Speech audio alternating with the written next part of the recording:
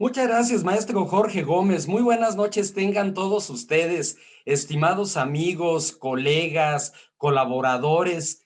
Es para mí un gusto, para este equipo de trabajo es un gusto el estar aquí nuevamente con ustedes en nuestra ya tradicional conferencia Bohemia Jus.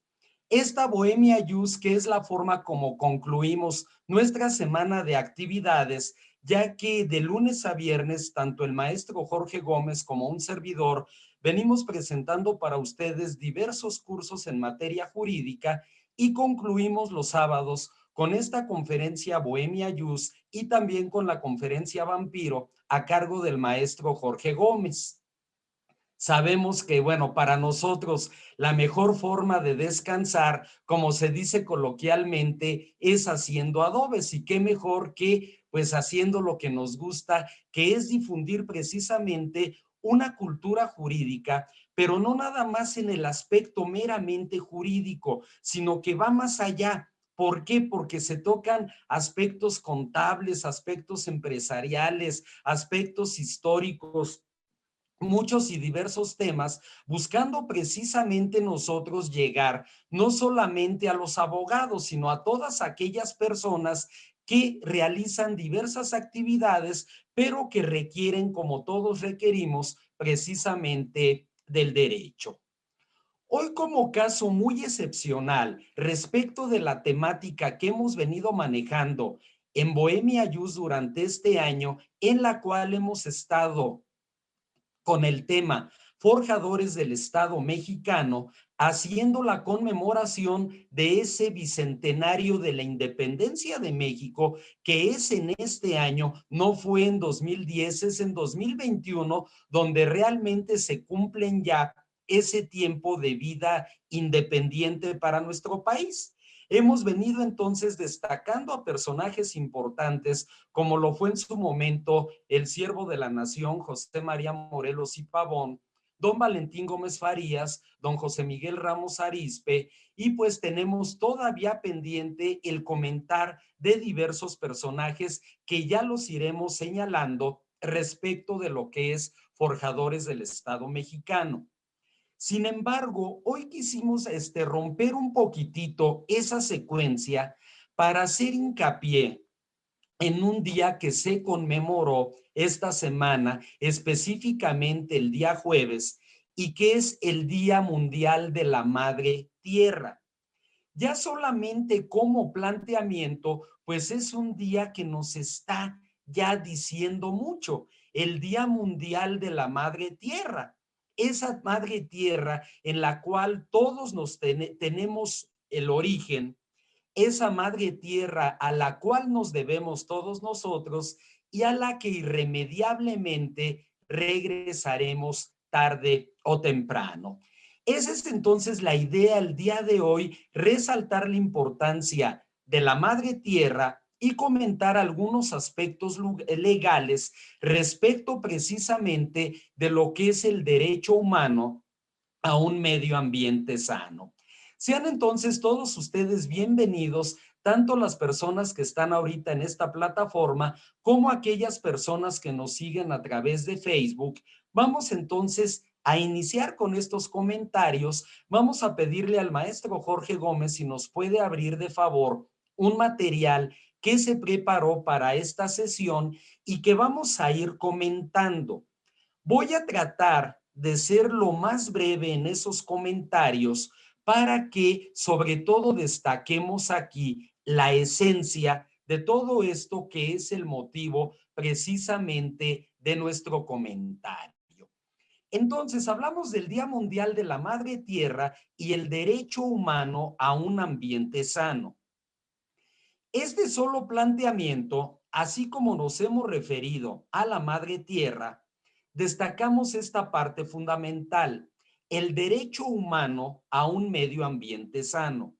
Es decir, dentro de todas esas prerrogativas fundamentales que se contienen en los primeros 29 artículos de la Constitución, que se contienen también en los tratados internacionales, vamos a tener nosotros entonces elevado a ese rango el derecho a un medio ambiente sano. Entonces, resultan fundamentales aquí dos fechas. La primera de ellas, el 10 de junio del año 2011, y en segundo lugar, el 8 de febrero del año 2012. La primera fecha referente a la reforma constitucional por la cual se elevan ya a rango constitucional los derechos humanos como parte de nuestros derechos fundamentales, y la segunda de las fechas donde tiene modificación el artículo cuarto constitucional referente ya a ese derecho humano a un medio ambiente sano para poder tener un desarrollo íntegro como personas. Entonces, destacamos nosotros esa parte y quisiera brevemente comentar algunos aspectos respecto a qué se entiende por derechos fundamentales.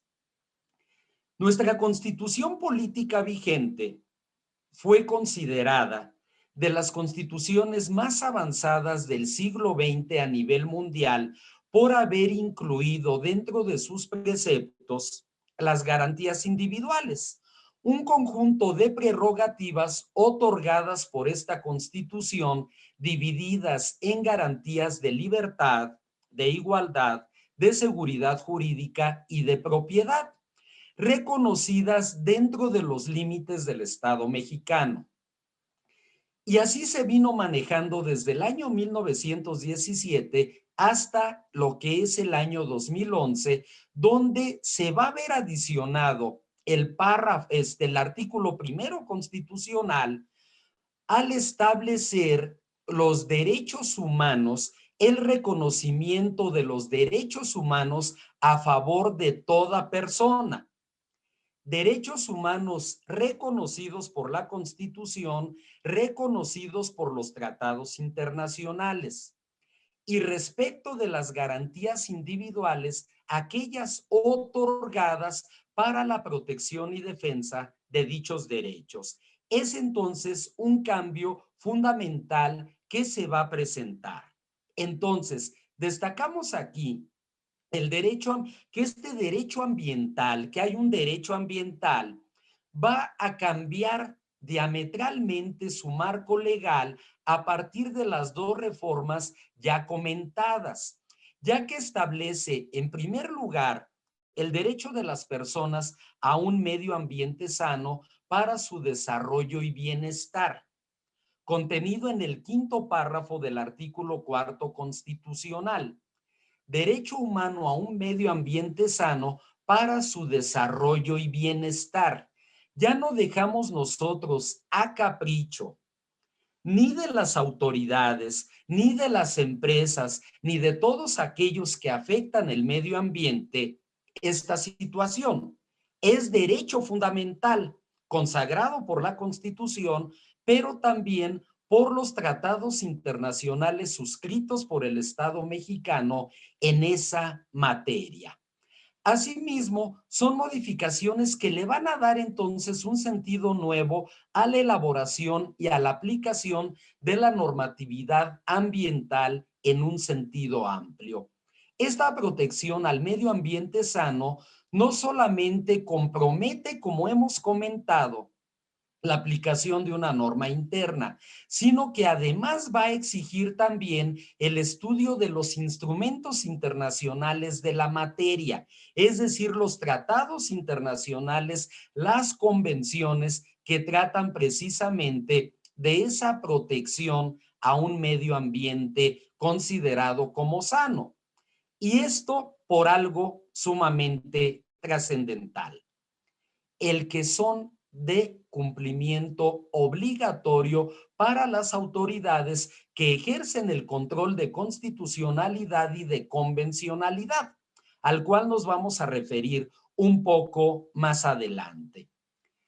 A ninguno de nosotros nos serviría en modo alguno contar con algún derecho o alguna prerrogativa que no esté contenida dentro del ordenamiento legal.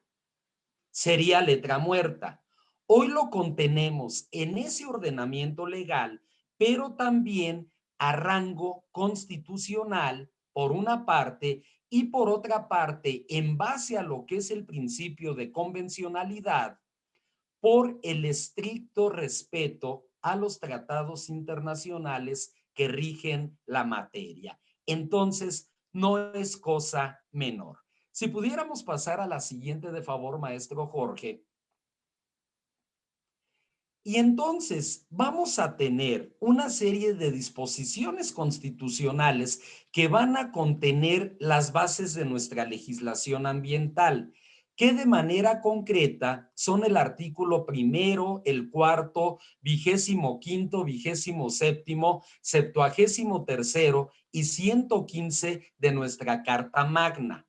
Sin embargo, pues va a haber también más disposiciones que de manera específica van a contener no solamente aspectos ambientales, sino también referentes a lo que son recursos naturales o de ordenamiento territorial, tema del que nos vamos a ocupar también porque esto ha venido a causar un grave impacto a nivel ambiental, a nivel ecológico. Tenemos entonces también lo referente a lo que es la regulación de aguas nacionales, la propiedad minera, la salubridad general, la zona económica exclusiva, el aprovechamiento de los hidrocarburos y la actividad pesquera dentro de todos estos aspectos que van a hablar en conjunto ya de un derecho ambiental que nos va a garantizar ese derecho humano, ese derecho inherente a las personas a gozar, a tener un medio ambiente sano. Como podemos ver, a partir de ello surge entonces una actividad legislativa que se vuelve importante y sobre todo la obligación de las autoridades de respetar ese derecho fundamental que vamos a tener todos nosotros. Pasamos a la siguiente, de favor.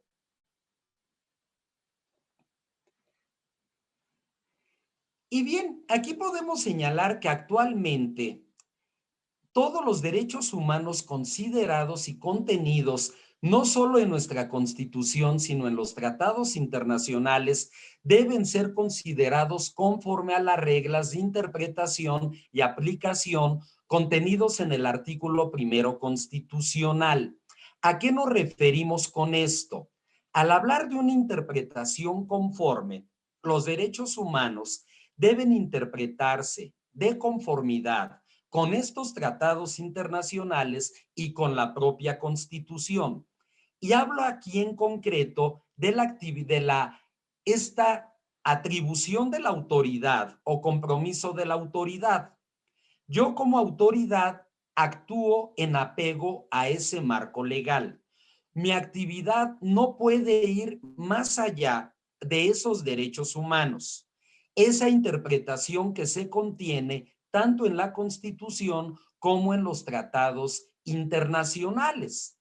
Tomado en cuenta entonces esto, vamos a tener nosotros que se van a presentar diversos retos en la aplicación de ese derecho humano a un medio ambiente y además esto se va a ampliar, entre otros, por aspectos que vamos a ir comentando. De ese derecho original, de una garantía individual, pasamos entonces al derecho humano, de manera integral, de manera total, y donde vamos a abarcar ahora los siguientes aspectos que vamos a ir comentando. Señalamos el primero entonces, de favor si podemos pasar a la siguiente. Bien.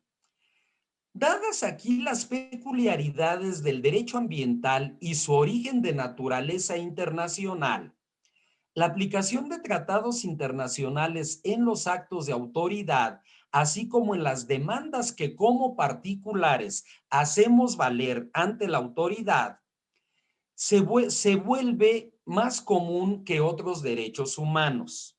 Es decir, aquí sobre todo esa génesis que van a ser precisamente esos derechos humanos reconocidos.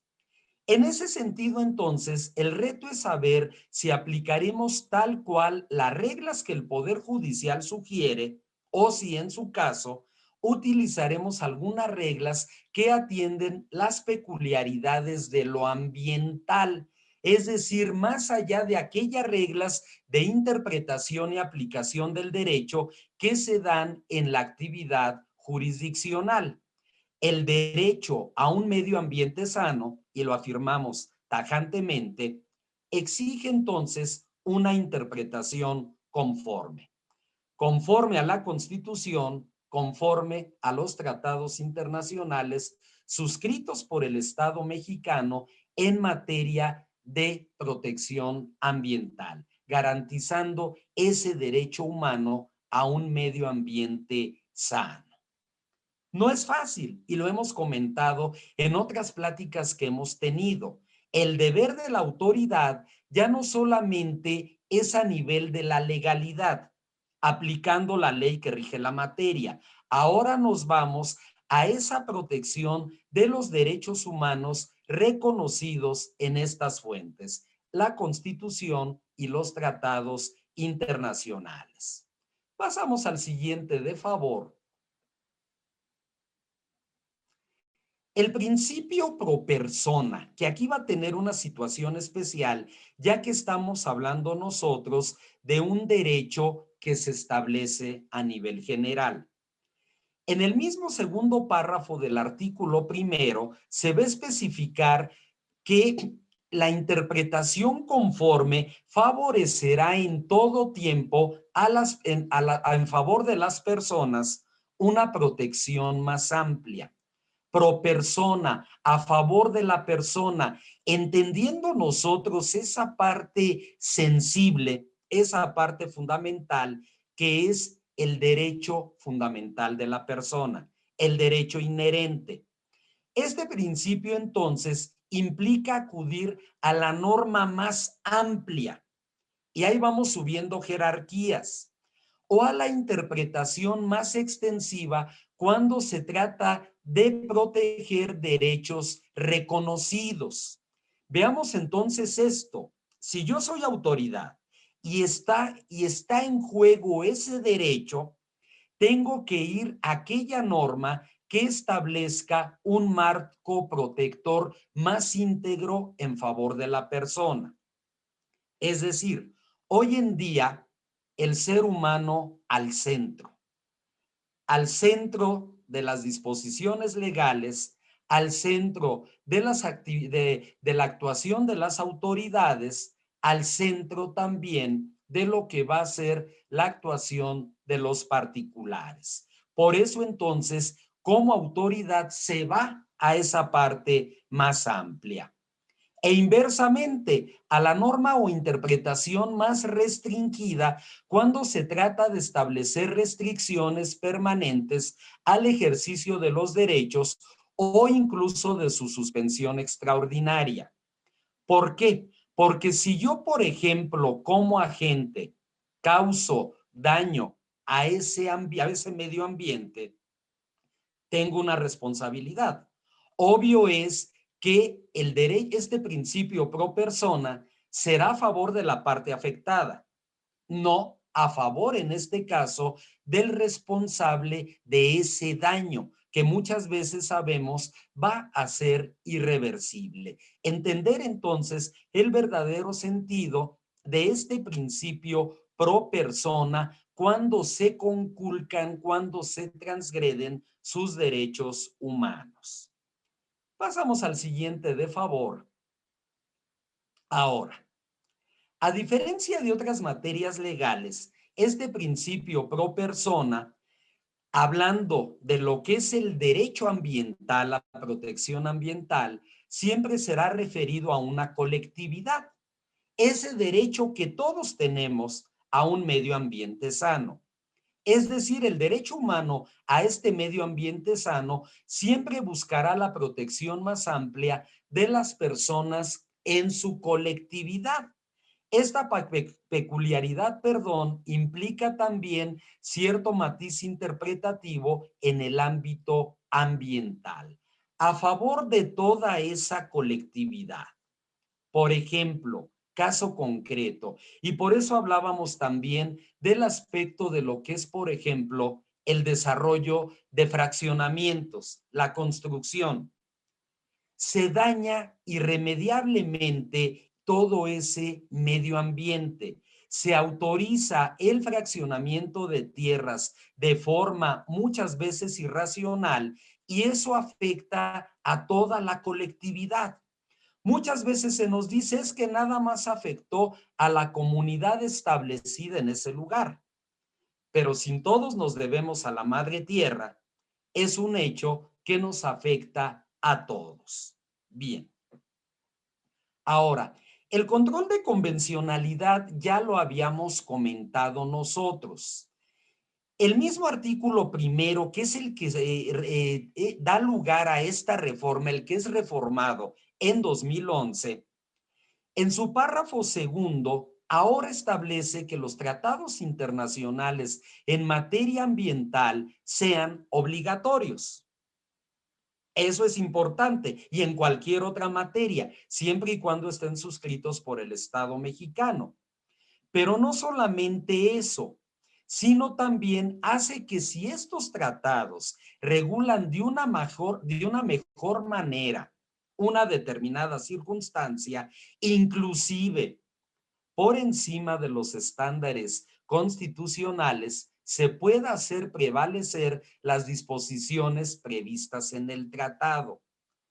Veamos este fuerte impacto a nivel internacional. El tratado incluso por encima de la Constitución.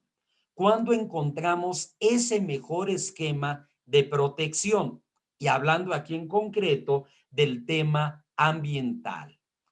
En otras palabras, ya en nuestro país no solamente hay un control de legalidad o de constitucionalidad, sino también de convencionalidad, dando preponderancia a esos tratados, a esas convenciones, en concreto del tema que hoy nos ocupa, que es este derecho ambiental. Ahora, los principios de los derechos humanos, yendo nosotros ahora al párrafo tercero del mismo artículo primero, se prevé que toda autoridad en el ámbito de sus competencias tiene la obligación de promover, respetar, proteger y garantizar los derechos humanos, de conformidad con los principios de universalidad, interdependencia, indivisibilidad y progresividad. Cumplir con esta obligación también es un reto en la materia ambiental, una protección general, una interpretación indivisible, es una sola, una progresividad en la tutela y protección de estos aspectos. Así entonces debemos considerar la relación de interdependencia entre el derecho a un medio ambiente sano con otros derechos humanos, la salud, la alimentación, el agua o la vivienda. En el mismo sentido, por su naturaleza de progresividad, saber que las personas que dañen el medio ambiente no pueden deteriorarlo más, sin siempre buscar una mejora constante de las condiciones de ejercicio del mismo. Hago una acotación.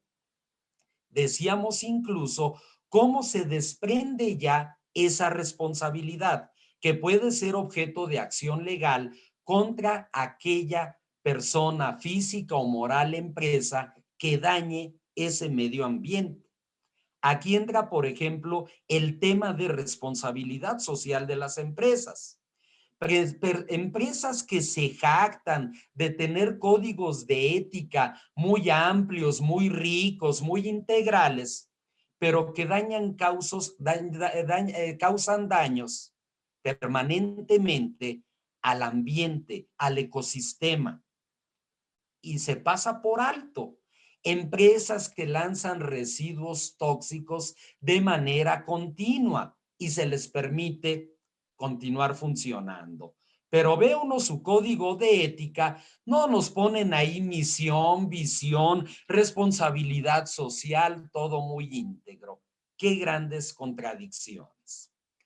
El artículo cuarto, hablábamos aquí de que hay una primera reforma en 1998, pero posteriormente, en el año 2012, En 1998, el artículo cuarto constitucional establece el derecho a un medio ambiente adecuado, simplemente el derecho, todavía no en el rango de los derechos humanos. Además, el término adecuado es subjetivo, es difícil de definir. Sin embargo, como ya comentamos nosotros, es en 2012 donde cambiamos el término adecuado por un término de sano. Más fácil definir lo sano que lo adecuado. Sin duda, entonces, este es uno de los derechos más importantes que una persona puede tener en cualquier sistema jurídico, ya que este consiste en la base para ejercer acciones en contra de obras o actividades que perjudiquen o puedan llegar a afectar negativamente el ambiente o los recursos naturales. Ahí está precisamente esa parte fundamental, el derecho que vamos a tener precisamente no solamente para ser titular del mismo, sino para poder ejercer acciones en contra de esas obras o actividades que perjudiquen el ambiente. Puede plantearse incluso como acción colectiva, no solamente partiendo de las actividades de supervisión de la autoridad, donde queda la denuncia colectiva de todos nosotros ante un daño ambiental. Aquí tenemos esa base.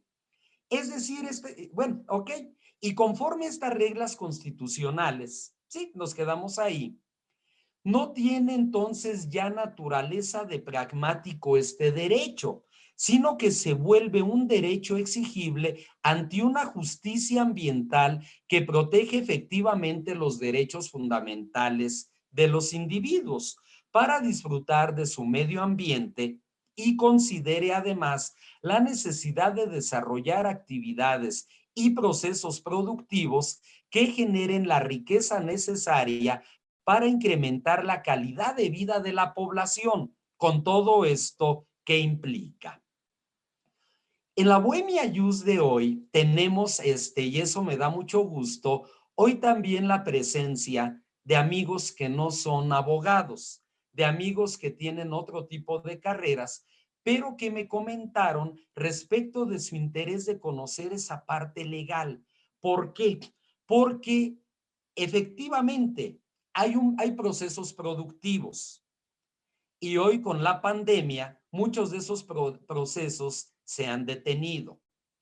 Se necesita generar riqueza, se necesita distribuir riqueza, pero, y lanzo la pregunta, a costa del medio ambiente, eso es una parte fundamental. Entonces, no podemos efectivamente negar el desarrollo de esos procesos productivos, la actividad empresarial, pero por otra parte, en estricto apego a ese derecho humano a un medio ambiente sano. Es decir, ya la normatividad que deben seguir las empresas se vuelve muchísimo más fuerte. Pasamos a la siguiente, de favor. El artículo 25 constitucional, y que va de la mano con lo que ya comentábamos, la Rectoría del Estado para garantizar precisamente todo lo que es el desarrollo nacional de manera integral y sustentable. Este Estado queda obligado a incluir dentro de esos procesos la variable ambiental en esta planeación a nivel nacional, consiguiéndose así una regulación relativa a la preservación, restauración y aprovechamiento de los recursos naturales. En otras palabras, se estableció que el desarrollo económico no debería realizarse a costa de la depredación y deterioro del capital natural del país, sino que debería encontrarse un punto de equilibrio entre la actividad productiva y su aprovechamiento racional. Ese yo creo que es uno de los puntos aquí más difíciles de encontrar, el punto de equilibrio, fomentando efectivamente las actividades productivas por una parte, pero contraponiendo el aprovechamiento racional de los recursos. Encontrar ese equilibrio definitivamente no es sencillo. Se requiere mucha visión de Estado, mucho el vislumbrar a dónde queremos dirigir nosotros la actividad del Estado que garantice ambos derechos, el de desarrollar actividades productivas a favor de quienes la realizan y por otra parte el aprovechamiento racional precisamente en beneficio de esa colectividad que tanto hemos comentado nosotros. Pasamos al siguiente, de favor. El artículo 27, ese que habla de la propiedad originaria de la tierra y de las aguas a favor de la nación. Esto es el eje fundamental de regulación para el ejercicio del derecho de propiedad, como ya comentábamos, y desde el año de 2017, ya que entre sus alcances sobresale el hecho de que el ejercicio del derecho de propiedad que corresponde a las personas siempre estará supeditado al interés de la nación, como titular originaria de cualquier tipo de derecho sobre tierras y aguas en el territorio nacional. No olvidemos la facultad que tiene el Estado de expropiar bienes de propiedad privada y reincorporarlos a un régimen de propiedad estatal. Y aquí entraríamos precisamente, podemos incluir también ese tema ambiental como de interés general, que puede entonces llevar al Estado a determinar cuál debe ser el destino de esta propiedad. Pasamos al siguiente, de favor. En este mismo artículo 27 se establece entonces el derecho de regular los elementos o recursos naturales susceptibles de apropiación para cuidar de su conservación. Cuando existió la materia dotatoria de tierras para crear ejidos y comunidades agrarias, se les dotaba de tierras y del beneficio de aguas, lo mismo que a los pequeños propietarios agrícolas. Pero es importante entonces regular precisamente ello. Te doy el beneficio, puedes explotarlo, pero dentro de un marco legal. Por eso de manera textual tenemos: en consecuencia, se dictarán las medidas necesarias para ordenar los asentamientos humanos y establecer adecuadas provisiones, usos, reservas y destinos de la tierra, aguas y bosques a efecto de ejecutar obras públicas y de planear y regular la fundación, conservación, mejoramiento y crecimiento de los centros de población, sin pasar por alto el derecho que tenemos todos a una vivienda, a construir, a comprar una vivienda, a que se fomente precisamente esa actividad de construir viviendas. Esto debe realizarse bajo el marco que nos da un desarrollo urbano adecuado, respetando zonas, en este caso, que van a ser consideradas de protección, reservas, por ejemplo, y no otorgar permisos a diestra y siniestra para la construcción, entre otros aspectos. Pasamos al siguiente punto, de favor. Y además se va a institucionalizar el proceso de planeación de los asentamientos humanos, al considerarlos ya también una política pública de carácter social. Toda esa planeación de los asentamientos humanos y no simplemente regularizar construcciones irregulares que se encuentran ya asentadas afectando el ambiente. De igual forma, en consecuencia, se dictarán las medidas necesarias para preservar o, en su caso, restaurar el equilibrio ecológico.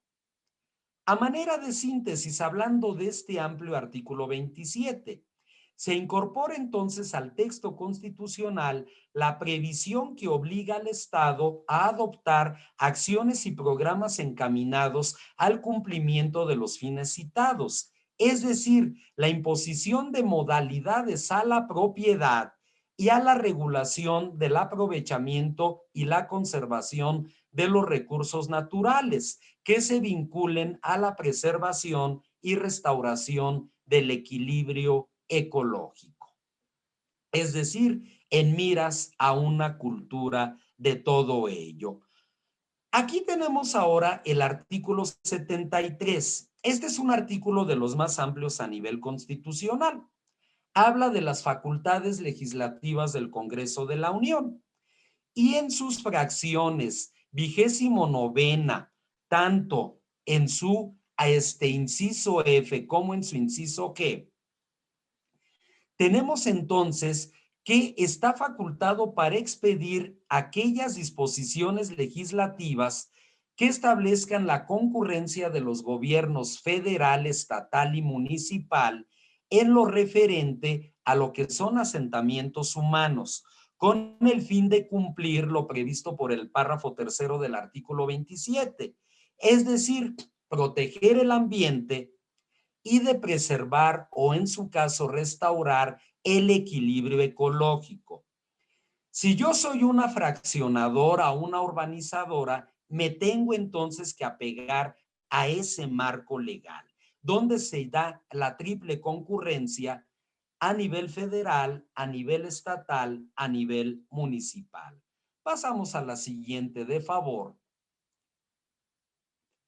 Y en ese mismo sentido, y a partir de esas facultades legislativas, vamos a tener entonces que surgen como reglamentarias de estos artículos cuarto, 27 constitucional, la Ley General de Asentamientos Humanos y la Ley General de Equilibrio Ecológico y la Protección al Ambiente, considerados como ordenamientos que a nivel federal van a regular estas materias por considerarlas dentro de este orden de gobierno, es decir, el orden federal, así como los criterios y lineamientos a seguir por los gobiernos estatales y municipales en el ejercicio de sus atribuciones para regular toda esta amplia actividad que tanto estamos comentando, mantener ese equilibrio ecológico. Posterior a ello vamos a tener las atribuciones o las reformas que se han dado a nivel del artículo 115 y con ese artículo constitucional termina esta parte del comentario, donde en su fracción quinta se va a establecer a favor de los municipios el poder formular, aprobar y administrar la zonificación y los planes de desarrollo urbano municipal, participando en la creación y administración de reservas territoriales, controlando y vigilando la utilización del suelo dentro de lo que es sus jurisdicciones, intervenir en lo que es el otorgamiento de licencias y permisos de construcción, para participando en la creación de zonas de reserva ecológica, expidiendo reglamentos y disposiciones administrativas que fueran necesarios.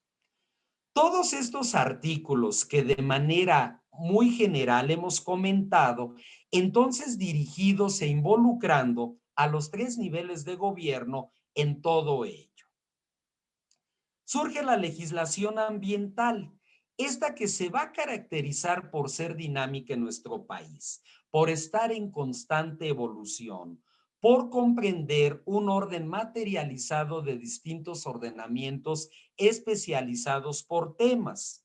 Por eso entonces surge la ya comentada ley por excelencia, la Ley General de Equilibrio Ecológico y Protección al Ambiente, y a partir de ella otras leyes en materia de vida silvestre, desarrollo forestal sustentable, previsión y gestión integral de los residuos y cambio climático, sus reglamentos, normas y programas. Es decir, todo lo que desencadena de la base constitucional y que se vuelven leyes reglamentarias de la Constitución en todos estos temas que estamos señalando.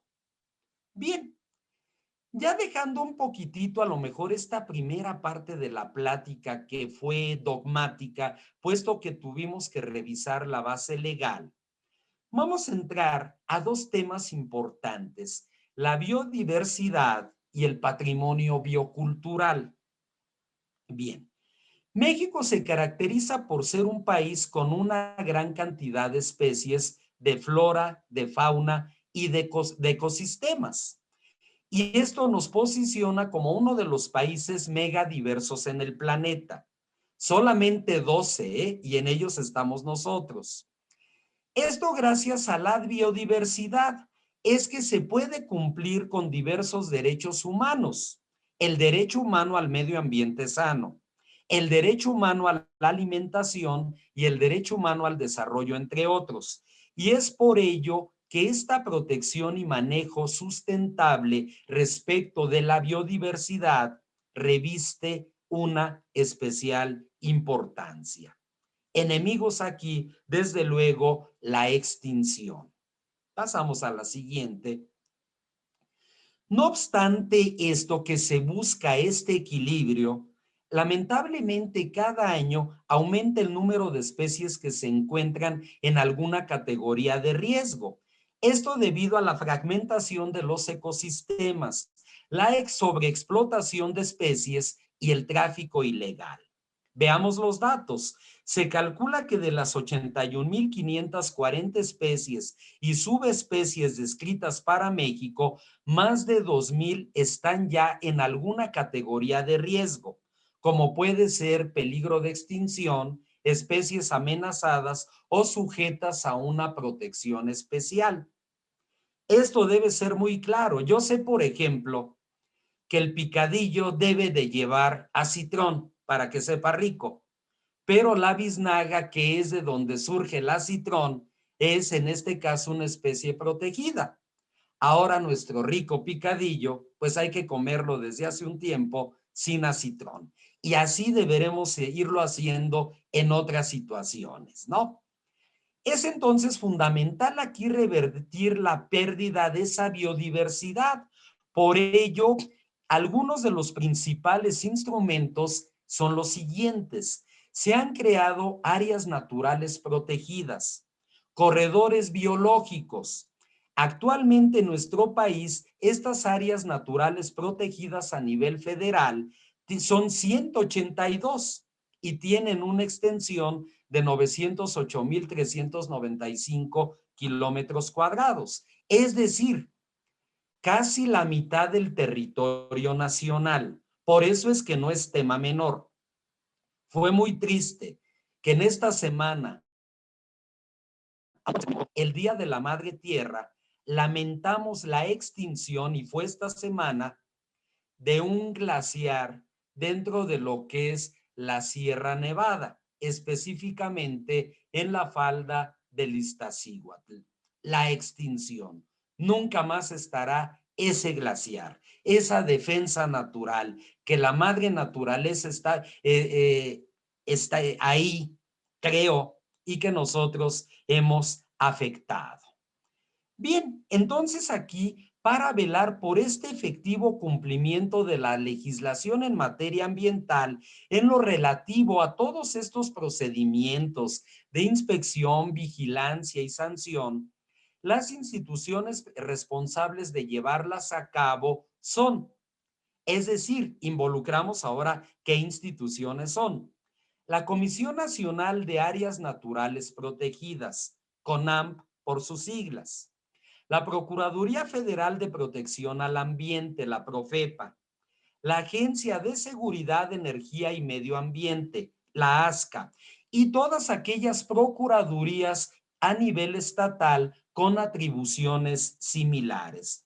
Por eso entonces se vuelve necesario revisar esos procedimientos de evaluación del impacto ambiental, a fin de garantizar lo ya comentado, el derecho a un medio ambiente sano desde el estándar más alto de protección, e incluir a la conservación y uso sostenible de esa biodiversidad como ejes articuladores y transversales de toda la política pública.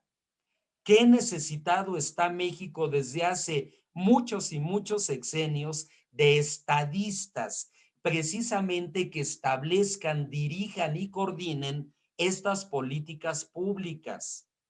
Estadista es una persona que no solamente gobierna, sino que tiene una visión más amplia, que ve para el futuro, que trata de establecer normas para el porvenir. Y esto incluye entonces a las actividades agropecuarias, pesqueras, silvícolas, mineras, energéticas y desde luego el desarrollo urbano y turístico. Tenemos entonces la norma y tenemos estas autoridades con estas atribuciones. Pasamos al siguiente, de favor. El patrimonio biocultural. A ver, aquí sí quiero entrar un poquitito a comentar aspectos de índole antropológico, de índole historiográfico, de muchos aspectos que intervienen en ello. Así como México es megadiverso en el tema de especies, en el reino animal, en el reino vegetal, en los recursos naturales, también es un país diverso en lo que hace a lo que es la composición pluricultural de nuestro país. Hay pueblos originarios y esos pueblos originarios tienen su propia cosmogonía respecto de la forma de entender el entorno, no solo el medio ambiente, sino incluso la madre tierra. Ahí también somos megadiversos. Y de acuerdo con nuestra constitución, entonces, somos un país multicultural. México es uno de los 12 países megadiversos. Esto significa que es uno de los que poseen más cantidad de diversidad de plantas y animales de las existentes en el planeta. Y además que existen multiplicidad de pueblos y comunidades con diferentes visiones que deben ser tomadas en cuenta. Gran parte de esta diversidad se encuentra en territorio de comunidades indígenas, quienes han tenido una relación muy estrecha con su entorno, han conservado y han generado importantes conocimientos y prácticas culturales. A ver, esto es algo, es un aspecto holístico que se vuelve muy importante. Hablando, por ejemplo, de los pueblos y de las comunidades. Qué hermoso ha de ser dentro de lo difícil que es comentar este tema, aquellas personas que al morir son sepultados en su lugar de origen. Hoy el fenómeno del desarraigo es muy fuerte. Se nace en algún pueblo, en alguna comunidad. La misma necesidad nos obliga a ir a los centros urbanos y muchas veces nos desarraigamos de manera total de nuestra comunidad o lugar de origen. Qué hermoso ha de ser devolvernos a la madre tierra. Qué hermosos son todos eso, toda esa forma de entender el universo, todo eso que nos rodea, todo eso que forma parte de la cosmogonía de los pueblos originarios. Pueblos que llevan en algunos casos más de 1000 o 2000 años de existencia, que supieron salir adelante y sobreponerse a una conquista, a un virreinato. No en balde que muchos de nuestros pueblos lleven dos nombres, el nombre indígena y el nombre religioso, pero destacando que el nombre indígena es anterior a esa conquista espiritual que recibimos hace 500 años. Y ahí entonces, pues se debe ese entendimiento del universo, ese de verle todo a la tierra, ese que nuestras pirámides, por ejemplo, y muchas de las iglesias que fueron construidas en la colonia sobre pirámides, miren todas hacia oriente. Tan fuerte fue el elemento indígena que los frailes, al construir las iglesias, respetaron esa cosmogonía. ¿Por qué ven hacia oriente? Porque en oriente nace el sol. Eso resulta fundamental. Entonces, hay que entenderlo. Es una parte importantísima. Pasamos a la siguiente, de favor.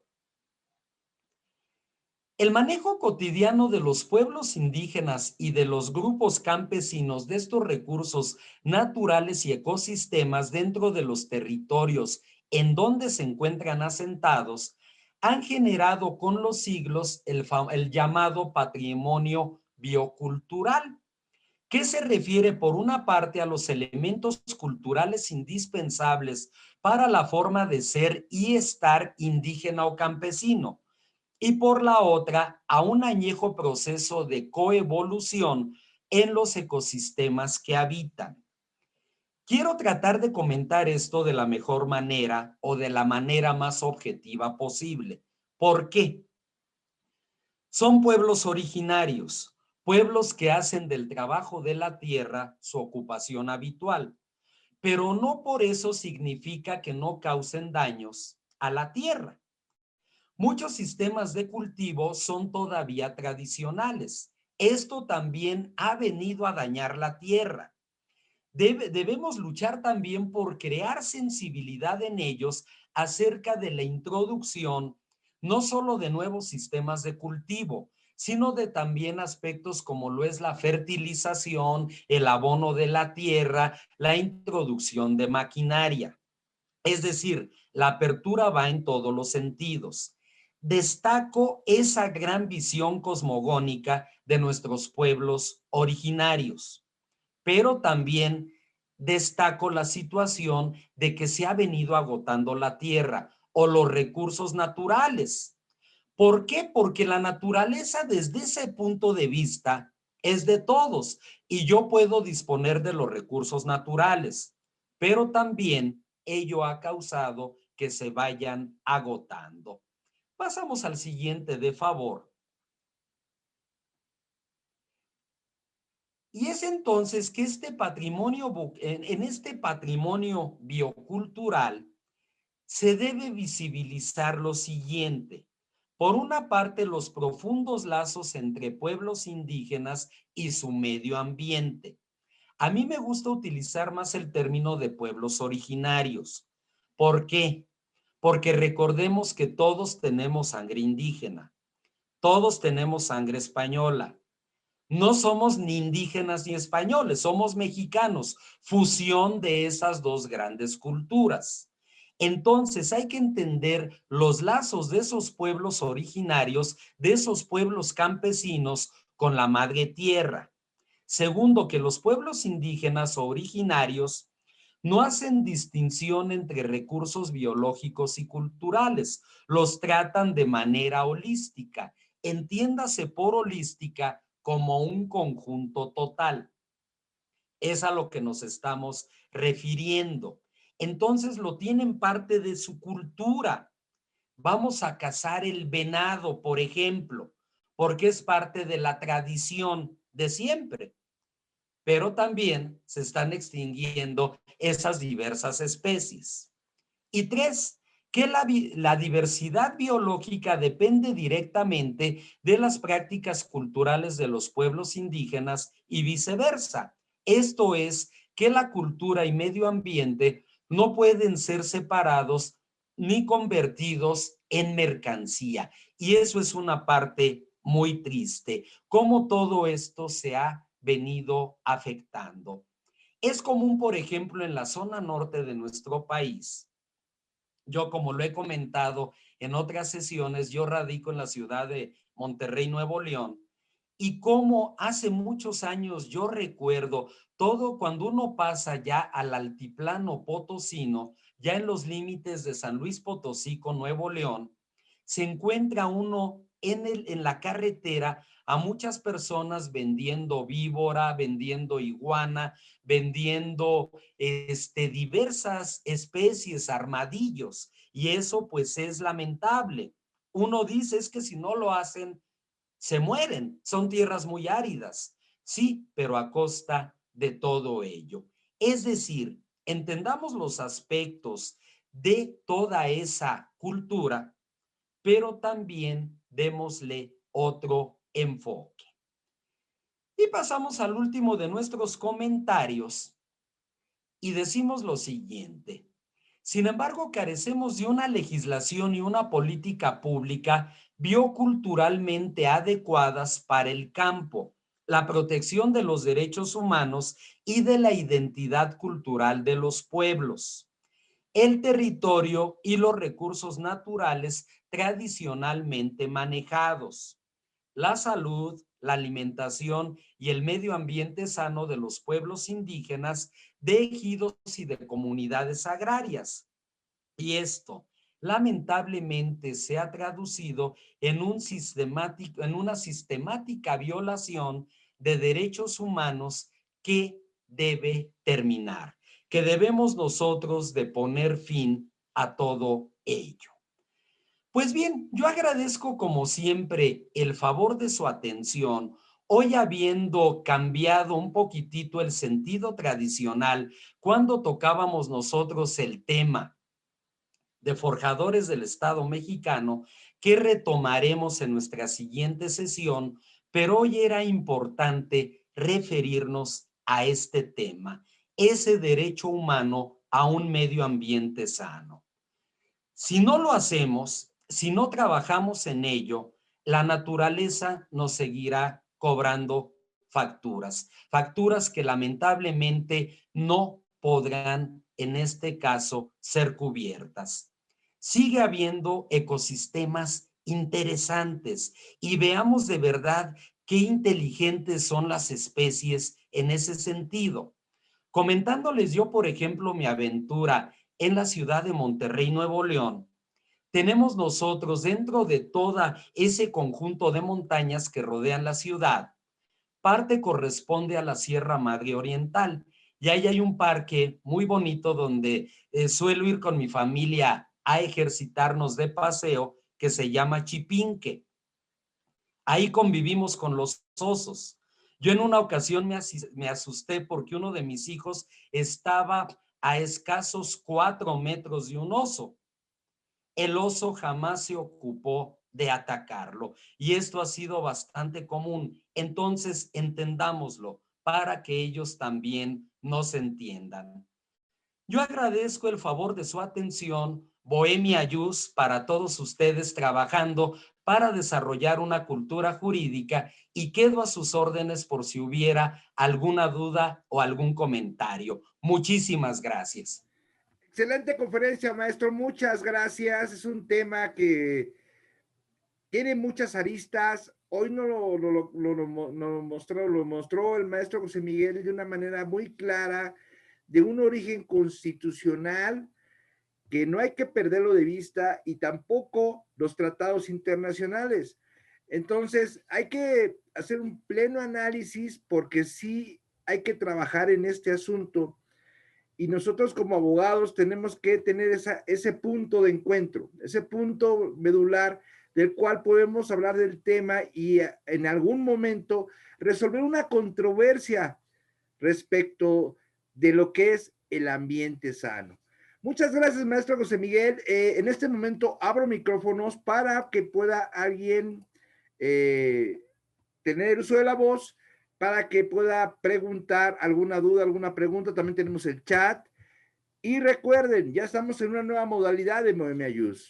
Tenemos ya nuestra estructura de constancias, entonces no olviden subir su correo electrónico, nombre completo, el prefijo que ustedes gusten, en el que va a ir la constancia de esta conferencia, su asistencia y en verdad muchas gracias. Este fue un fabuloso sábado con este tema magnífico que tuvimos el día de hoy y por favor, alguien que tenga una duda, tiene el uso de la voz, solo quite el micrófono, por favor.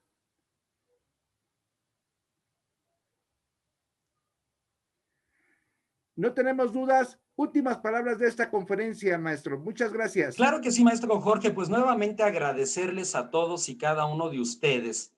Y así como se destacan fechas importantes a nivel histórico o a nivel social, ojalá que llevemos todos nosotros en nuestro corazón esta fecha del 22 de abril como el Día Mundial de la Madre Tierra, nos debemos a la tierra, regresaremos a la tierra y ya es tiempo de valorar precisamente la importancia de esa tierra que es substancia, esa tierra que es forma de ser, esa tierra que es poesía, esa tierra que es sentimiento, esa tierra que nos da de comer, esa tierra que nos da arraigo, esa tierra donde han nacido nuestros familiares y esa tierra a la que nosotros nos deberemos y regresaremos nuevamente. Muchísimas gracias a todos y pasen la mejor de las noches. Muchas gracias. Muchas gracias. Gracias, profe. Gracias a todos. Excelente sábado, excelente fin de semana. Estos temas no los encuentran en ningún lado. Gracias por su presencia. Que tengan ustedes un excelente sábado, excelente domingo.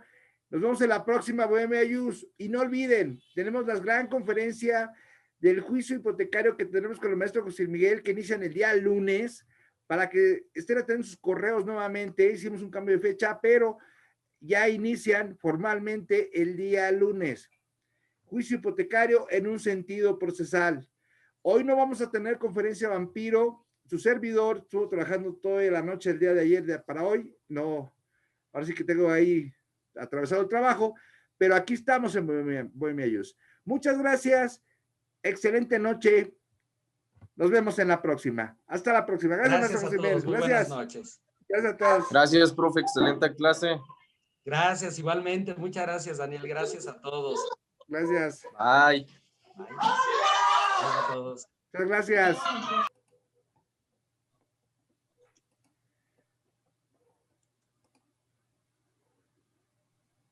Saludos cordiales para todos. Muchas gracias. Buenas noches.